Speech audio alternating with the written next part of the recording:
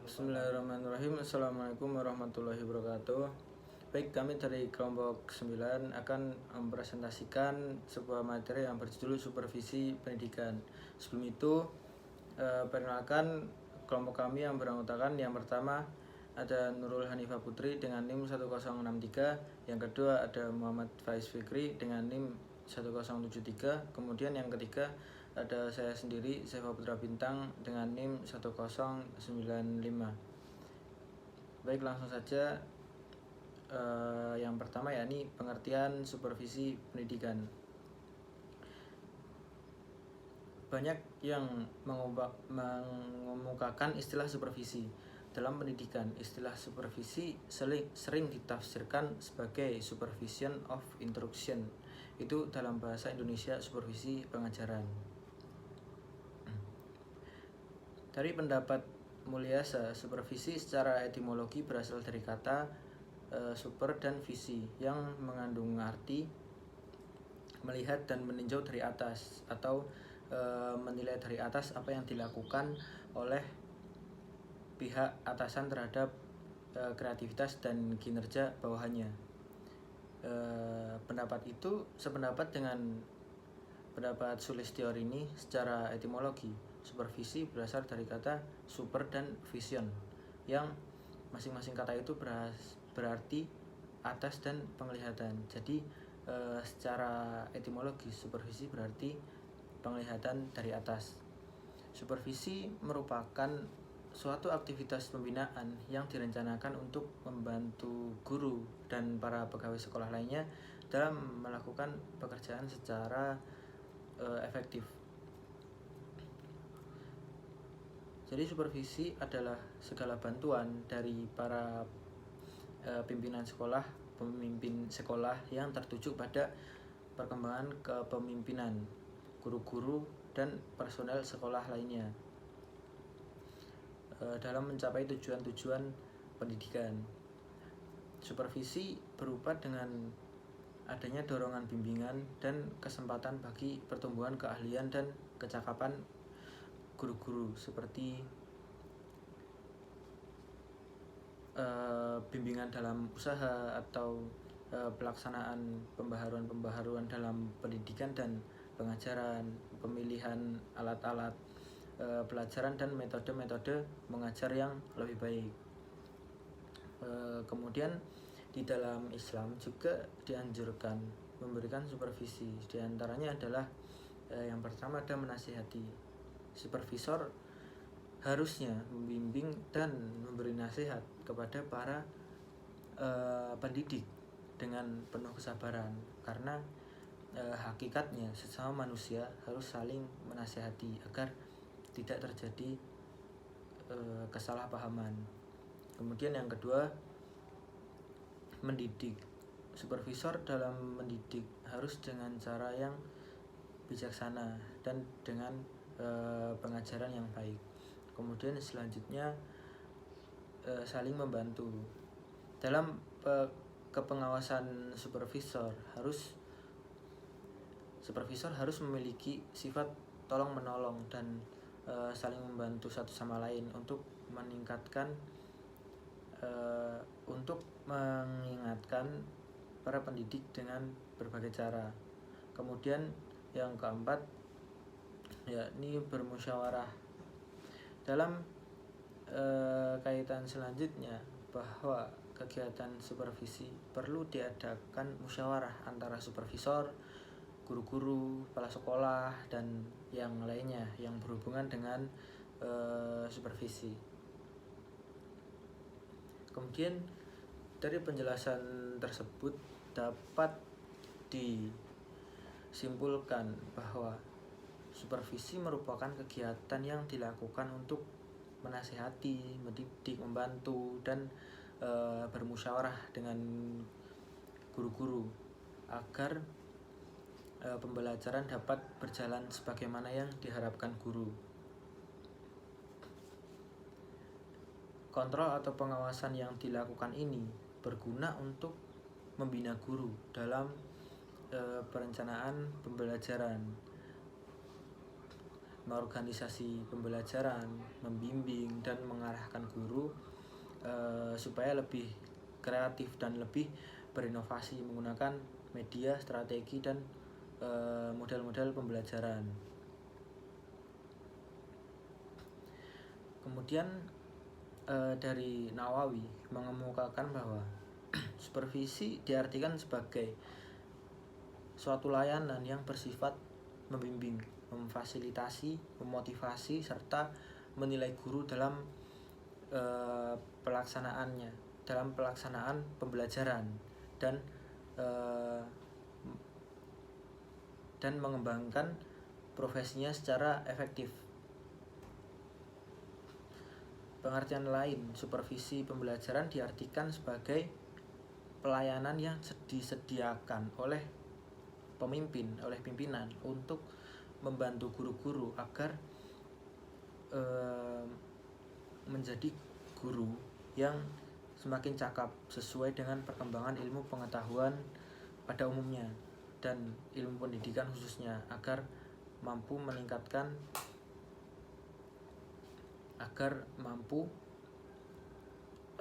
meningkatkan efektivitas proses belajar mengajar di sekolah. Kemudian poin yang selanjutnya yakni supervisi dan peningkatan mutu pendidikan. Menurut Crosby, mutu adalah sesuai dengan yang disyaratkan atau distandarkan. Suatu produk memiliki mutu apabila sesuai dengan standar kriteria mutu yang telah ditentukan. Standar mutu tersebut meliputi bahan baku, proses produksi, dan produk jadi. Jadi mutu adalah kesesuaian dengan kebutuhan. Selanjutnya, proses pendidikan merupakan berubahnya sesuatu menjadi sesuatu yang lain, sesuatu yang berpengaruh terhadap berlangsungnya proses disebut input, sedang sesuatu dari hasil proses disebut output. Dalam pendidikan ini berskala mikro, tingkat sekolah atau madrasah, proses yang dimaksud adalah proses pengambilan keputusan, proses pengelolaan kelembagaan, proses pengelolaan program, dan lain-lain. Peran supervisi adalah keikutsertaan atau kiprah seseorang dalam suatu hal menyangkut potensi yang dimilikinya. Kemudian peran supervisor yakni untuk membantu guru-guru dan pemimpin pendidikan untuk memahami isu-isu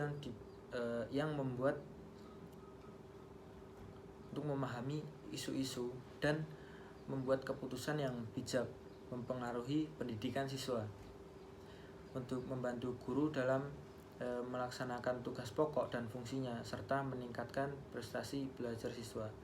Adapun peran umum supervisor adalah beberapa diantaranya yakni observer, supervisor, evaluator, suksesor. Nah, jadi dalam rangka untuk meningkatkan mutu pendidikan, masalah mutu harus menjadi perhatian utama semua pihak agar lembaga pendidikan Islam dapat eksis dan solid serta hidup berkelanjutan dalam era global. Jadi dalam rangka untuk meningkatkan mutu pendidikan, masalah mutu harus menjadi perhatian utama bagi semua pihak agar lembaga pendidikan dapat eksis dan solid serta dapat hidup berkelanjutan dalam era global. Masalah mutu dalam lembaga pendidikan merupakan kebutuhan yang harus disampaikan dan dirasakan oleh para siswa, guru, orang tua, masyarakat, dan para stakeholders lainnya. Untuk meningkatkan mutu pendidikan, peran supervisi pendidikan tidak boleh diabaikan, sebab supervisi merupakan hal yang signifikan dalam mewujudkan mutu tersebut. Supervisor atau ada pengawas, kepala sekolah, madrasah harus mempunyai kepiawaian dan keseriusan dalam mensupervisi lembaga pendidikan dalam rangka meningkatkan mutu pendidikan. Di antaranya, supervisor menerapkan prinsip-prinsip supervisi, memperankan supervisi dan menggunakan trik dan tips supervisi pendidikan secara profesional. Di sini saya akan menjelaskan tujuan dari supervisi. Tujuan supervisi itu dikemukakan ada beberapa ahli. Yang pertama itu adalah Piet Azhartian. Tujuan supervisi menurut dia adalah memberikan layanan dan bantuan untuk mengembangkan situasi belajar, mengajar yang dilakukan guru di kelas. Lalu, tujuan supervisi menurut Aman Tembun adalah yang pertama, membina guru untuk lebih memahami tujuan pendidikan. Yang kedua, melatih kesanggupan guru untuk mempersiapkan peserta didiknya menjadi anggota masyarakat yang efektif. Yang ketiga, membantu guru untuk mengadakan diagnosis. Keempat, meningkatkan kesadaran terhadap tata kerja demokratis. Yang kelima, membantu mempopulerkan sekolah ke masyarakat. Yang keenam, membantu guru lebih dapat memanfaatkan pengalamannya sendiri. Yang ke-8 itu mengembangkan persatuan antar guru. Yang terakhir adalah membantu guru untuk mengevaluasi aktivitasnya dalam konteks tujuan perkembangan peserta didik. Nah, dari dua ahli yang menyebutkan tujuan supervisi tersebut, dapat disimpulkan bahwa tujuan supervisi pendidikan adalah meningkatkan situasi dan proses belajar mengajar berada dalam rangka tujuan pendidikan nasional dengan membantu para guru untuk lebih memahami mutu pertumbuhan dan peranan sekolah untuk mencapai tujuan yang ditetapkan. Lalu yang kedua itu adalah prinsip-prinsip supervisi akademik. Prinsip-prinsip supervisi akademik itu ada 14. Yang pertama, praktis, yaitu mudah dikerjakan sesuai kondisi sekolah. Yang kedua, sistematis, artinya dikembangkan sesuai perencanaan program supervisi dan tujuan pembelajaran. Yang ketiga, itu objektif, artinya sesuai dengan informasi. Yang keempat, realistis, yaitu berdasarkan kenyataan. Kelima, antisipatif, yaitu mampu menghadapi masalah-masalah yang mungkin akan terjadi. Keenam, itu konstruktif, yaitu mengembangkan kreativitas dan inovasi guru dalam mengembangkan proses pembelajaran. Terus ada kooperatif, yaitu kerjasama yang baik antara supervisor dan guru dalam mengembangkan pembelajaran. Selanjutnya ada kekeluargaan, artinya mempertimbangkan saling asah dalam mengembangkan pembelajaran. Lalu ada demokratis, yaitu supervisor tidak boleh mendominasi pelaksanaan supervisi akademik. Lalu selanjutnya ada aktif, yaitu guru dan supervisor harus aktif dalam berpartisipasi. Terus itu humanis, artinya mampu menciptakan hubungan kemanusiaan yang harmonis, terbuka, jujur, sabar, antusias, dan penuh humor. Lalu selanjutnya berkesinambungan. Berkesinambungan itu dilakukan secara teratur dan berkelanjutan. Lalu terpadu, artinya menyatu dengan program pendidikan. Yang terakhir itu ada komprehensif, yaitu memenuhi Ketiga, ketujuan supervisi akademik. Teknik supervisi itu yang pertama adalah kunjungan kelas. Kunjungan kelas itu kepala sekolah atau supervisor datang ke kelas untuk mengobservasi guru-guru belajar untuk melihat kelebihan, kekurangan, serta yang perlu diperbaiki. Kedua adalah kunjungan observasi. Kunjungan observasi ini guru ditugaskan untuk mengamati guru-guru yang lain yang sedang mendemonstrasikan cara belajar, cara mengajar mata pelajaran tertentu. Lalu ada pertemuan individual. Pertemuan individual itu adalah pertemuan yang melibatkan dialog untuk bertukar pikiran antara supervisor dengan guru. Lalu ada kunjungan antar kelas. Kunjungan antar kelas ini adalah guru berkunjung ke kelas lain di sekolah tersebut. Tujuannya untuk berbagi pengalaman dalam pembelajaran. Namun dalam kunjungan itu harus dilihat beberapa hal penting. Yang pertama, kunjungan itu harus direncanakan secara terjadwal. Yang kedua, guru-guru yang dikunjungi harus terpilih. Ketiga,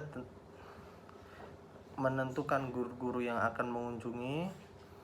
Keempat, itu kepala sekolah mengikuti kegiatan ini agar dengan sungguh-sungguh serta benar.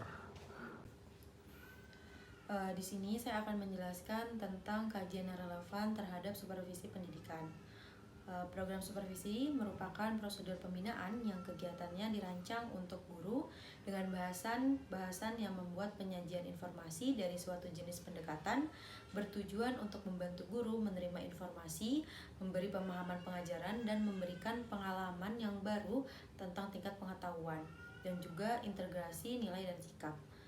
Sebenarnya supervisi ini banyak sekali lembaga pendidikan yang masih belum benar-benar memperhatikan supervisi pendidikan. Hal ini tampak dengan berbagai praktik pembelajaran di sekolah yang dilaksanakan dengan seadanya tanpa ada rancangan. Salah satunya banyak ditemukan pendidik dengan dalam pengajarannya mereka hanya tidak dilengkapi dengan dokumen rancangan, hanya sekedar mengajar seperti biasa. Dalam pelaksanaan supervisi pendidikan ini tentunya kepala sekolah berperan penting, yang mana kepala sekolah memiliki beberapa pemahaman yakni memahami konsep, prinsip, teori dan teknologi, karakteristik dan kecenderungan perkembangan proses pembelajaran atau bimbingan tiap mata pelajaran. Dalam keberhasilan proses supervisi pendidikan ini akan terwujud apabila keterampilan konseptual dari kepala sekolah itu terancang dengan baik dan benar.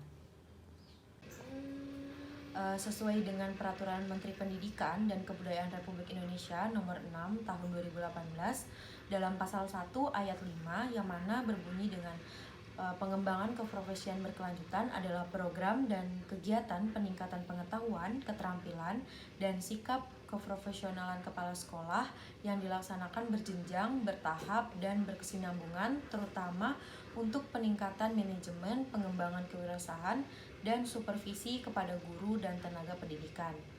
Kemudian juga dalam pasal 15 ayat 1 berbunyi beban kerja kepala sekolah sepenuhnya untuk melaksanakan tugas pokok manajerial, pengembangan kewirausahaan, dan supervisi kepada guru dan tenaga kependidikan. Supervisi pendidikan perlu dilakukan secara sistematis agar dapat berjalan dengan baik dan juga mencapai tujuan yang akan ditetapkan. Konsekuensinya supervisi pendidikan ini perlu perencanaan. Direktorat Jenderal Guru dan Tenaga Pendidikan menyebutkan ruang lingkup perencanaan supervisi yakni pengelolaan kurikulum, persiapan pelaksanaan dan penilaian pembelajaran oleh guru, pencapaian standar kompetensi kelulusan, standar proses, standar isi, dan peraturan pelaksanaannya, dan peninjauan mutu pembelajaran. Perencanaan ini hendaknya memperhatikan prinsip objektivitas, tanggung jawab, berkesinambungan didasarkan pada standar nasional pendidikan, serta didasarkan pada kebutuhan dan kondisi sekolah itu sendiri. Jadi dalam beberapa penelitian ada beberapa responden, sebagian besar responden itu dalam 88% atau 96 guru menunjukkan bahwa kepala sekolah bisa memahami konsep, prinsip, teori, karakteristik, dan perkembangan proses pembelajaran tersebut. Jadi di sini pemahaman kepala sekolah tentang perkembangan konsep, teori, serta proses pembelajaran ini akan memudahkan mereka untuk membimbing guru dalam mewujudkan supervisi pendidikan. Kemudian dijelaskan juga di sini kepala sekolah bisa melakukan pembimbingan penyusunan silabus. Menurut guru telah melakukan pembimbingan penyusunan silabus yang dilakukan oleh kepala sekolah walaupun tidak selalu mendampingi. Di dalam beberapa penelitian juga terkadang kepala sekolah itu tidak melakukan pembimbingan penyusunan silabus kepada guru-gurunya. Nah, kondisi ini mendapat perhatian karena mempertimbangkan peran penting kepala sekolah sebagai pengendali mutu pembelajaran. Unsur-unsur meliputi standar kompetensi, yakni kompetensi dasar, tujuan pembelajaran, bahan ajar, dan alokasi waktu. Di sini juga kepala sekolah itu harus merencanakan supervisinya dan melibatkan guru dalam prosesnya. Jadi sebelum pelaksanaan supervisi, kepala sekolah mengkonfirmasi kesediaan guru untuk disupervisi dan melakukan penjadwalan supervisi bersama. Kemudian kepala sekolah akan menelaah RPP, silabus, mengecekkan prosedur bahan ajar, alat peraga atau media yang digunakan, serta alat penilaian yang akan digunakan guru dalam proses pembelajaran yang akan disupervisi itu. Nah, di sini selanjutnya kepala sekolah akan memonitoring pembelajaran tersebut. Monitoring itu merupakan serangkaian kegiatan yang ditujukan untuk memberikan informasi tentang sebab dan akibat dari suatu kebijakan yang terfokus dalam suatu pembelajaran. Kemudian, kepala sekolah akan mengevaluasi kemampuan guru yang mengajar saat proses pembelajaran berlangsung. Evaluasi ini membandingkan keterampilan aktual mengajar guru dengan yang diharapkan sebagaimana tertuang dalam RPP serta tingkat pencapaian tujuan pembelajaran. Kemampuan mengajar guru ini yang baik membutuhkan penguasaan materi yang diajarkan dan juga teknik mengajar yang disesuaikan dengan karakteristik siswanya. Kemudian kepala sekolah juga memberikan motivasi kepada guru untuk memanfaatkan teknologi informasi. Dengan adanya pemanfaatan teknologi informasi ini dalam pembelajaran akan menjadi tuntunan yang baik untuk perkembangan pengetahuan di masa modern sekarang. Oke, kemudian materi yang selanjutnya yakni supervisi pendidikan dalam bimbingan dan konseling. Kedudukan guru itu sangat memegang peranan penting dalam sistem pembelajaran dan juga proses pendidikan. Karena tidak mungkin siswa belajar tanpa ada bimbingan guru. Dalam kegiatan bimbingan konseling ini bisa dilaksanakan di dalam sekolah maupun di luar sekolah. Proses konseling pada dasarnya untuk mengadakan perubahan pada diri anak dan perubahan dari lama menuju ke yang baru. Perlu kita ketahui ada beberapa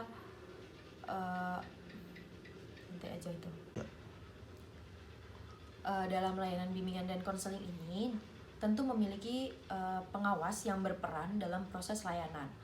Kegiatan pengawasan itu dalam bimbingan konseling melibatkan guru BK dan juga pengawas sekolah dengan koordinasi kepala sekolah itu sendiri. Di sini guru BK akan menyiapkan diri dan bahan-bahan secukupnya untuk kegiatan pengawasan. Di sini koordinator BK juga mengkoordinasikan guru dalam menyiapkan diri saat kegiatan kepengawasan. Kemudian dalam tugas pengawasan itu di dalam bidang bimbingan dan konseling sendiri, pengawas sekolah ini yang mana pengawas harus melaksanakan supervisi yang diterapkan oleh guru BK. Dalam supervisi akademik adalah supervisi yang berkenaan dengan aspek pembinaan dan juga pengembangan kemampuan profesional guru dalam meningkatkan mutu pembelajaran dan layanan BK di sekolah. Selanjutnya, program pelayanan bimbingan dan konseling pada masing-masing satuan sekolah itu dikelola dan dengan memperhatikan kesinambungan dan keseimbangan program antar kelas dan antar jenjang kelas dengan menyinkronkan program pelayanan bimbingan dan konseling dengan kegiatan pembelajaran mata pelajaran dan juga kegiatan ekstrakurikuler. Dengan itu, supervisi pendidikan dilakukan agar proses layanan bimbingan dan konseling menjadi lebih baik dan juga menyesuaikan perkembangan ilmu yang ada di zaman sekarang. Supervisi pendidikan juga dapat meningkatkan efektivitas dalam layanan bimbingan konseling. Juga supervisi ini merupakan pelayanan yang mana disediakan oleh pemimpin atau kepala sekolah itu sendiri agar guru BK nantinya menjadi cakap dengan perkembangan ilmu yang ada. Dengan demikian, adanya supervisi pendidikan akan membantu guru BK diawasi oleh pemimpin yang mana pengawasan tersebut akan membuat guru BK menjadi lebih baik ke depannya. Baik, saya lanjutkan yang terakhir, yakni ada kesimpulan. Supervisi pendidikan adalah segala bantuan dari para pemimpin sekolah yang tertuju kepada perkembangan kepemimpinan guru-guru dan personel sekolah lainnya di dalam mencapai tujuan pendidikan. Dengan fokus tujuan supervisi pendidikan adalah pencapaian tujuan pendidikan yang menjadi tanggung jawab kepala sekolah dan guru dengan meningkatkan kemampuan profesional bagi guru, kepala sekolah dan personel sekolah lainnya agar proses pendidikan di sekolah lebih berkualitas. Supervisi pendidikan dalam BK juga akan membantu kepala sekolah melihat proses layanan bimbingan dan konseling menjadi lebih baik dan menyesuaikan perkembangan ilmu yang ada. Kemudian supervisi pendidikan dapat meningkatkan efektivitas dalam layanan bimbingan dan konseling. Dengan demikian, adanya supervisi pendidikan akan membantu kepala sekolah untuk membina guru dalam proses pembelajaran serta menciptakan guru BK untuk lebih kreatif dan selalu mencari pemahaman ilmu yang baru. Mungkin cukup sekian materi yang dapat kami sampaikan. Apabila ada salah kata mohon maaf. Saya akhiri. Wassalamualaikum warahmatullahi wabarakatuh.